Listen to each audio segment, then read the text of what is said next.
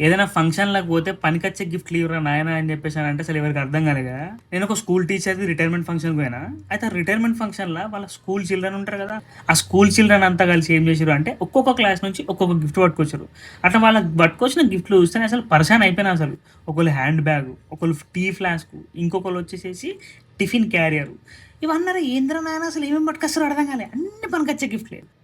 ఏదో రాధాకృష్ణ బొమ్మలో లేకపోతే వాల్ డెకోర్సో ఏవో గాకుండా అన్ని పనికొచ్చే ఐటెమ్స్ పట్టుకొచ్చిర్రు. అయితే ఒక పిల్లగాడిని అడిగినామన్నట్టు, "ఏందో గవి పట్టుకొచ్చిర్రు ఏమున్నది ఇందుల" అంటే ఎయిర్ ఫ్రైయర్ పట్టుకొచ్చిర్రంట. అరే! ఎయిర్ ఫ్రైయర్ ఎందుకు కొనుక్కొచ్చిర్రా నాయనా అంటే, "మేడం ఇందుల చికెన్ కూర వండుకోవచ్చు. అలా చికెన్ 65 చేసుకోవచ్చు. ఇలా ఫ్రెంచ్ ఫ్రైస్ చేసుకోవచ్చంట." అసలు పల్లెటూరులో ఉండే పిల్లలకి అసలు ఎయిర్ ఫ్రైయర్ గురించి ఎట్లా తెలిసింది? నాకసలు ఏం అర్థం కాలే అసలు. అంటే గిఫ్ట్స్ అంటే కొన్ని మనం ఇచ్చినప్పుడు ఏంది అంటే అవి గుర్తుండేటట్టు ఇస్తే కొంచెం మంచిగుంటది. నేను ఇంతకుముందు కూడా ఒక వీడియోలో చెప్పినా అంటే useless gifts and useful gifts అని చెప్పేసి. అంటే గిఫ్ట్ ఇవ్వడం మంచిదే. ఏ గిఫ్ట్ అయినా ఇవ్వచ్చు. కానీ ఏంది అనంటే ఏదైనా గిఫ్ట్ ఇచ్చినప్పుడు పనికొచ్చిందనుకో మంచిగుంటది. ఇప్పుడు నేను చెప్పినట్టు ఫోటో ఫ్రేమ్స్ కనుక తీసుకొచ్చారనుకో, ఫోటో ఫ్రేమ్స్ ఎక్కువైపోయినాయనంటే అవన్నీ తీసుకుపోయి అటక మీద వాడేస్తారు. సో, అది యూజ్‌లెస్ అయిపోతది. సో, యూజ్‌ఫుల్ గిఫ్ట్స్ ఇలాంటివి ఇవ్వడానికి ట్రై చేయండి.